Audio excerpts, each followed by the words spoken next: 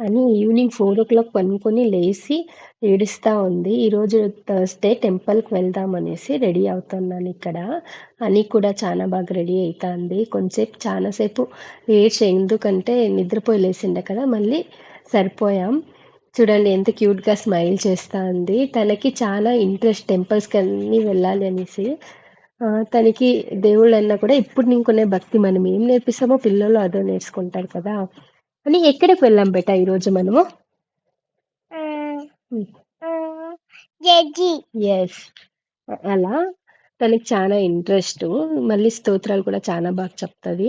అక్కడ సాయిబాబా టెంపుల్‌కి వెళ్ళి అక్కడ రోజ్ ఫ్లవర్ తీసుకొని అక్కడ నీకు ఫస్టు శివుడిని దర్శనం చేసుకున్నాము.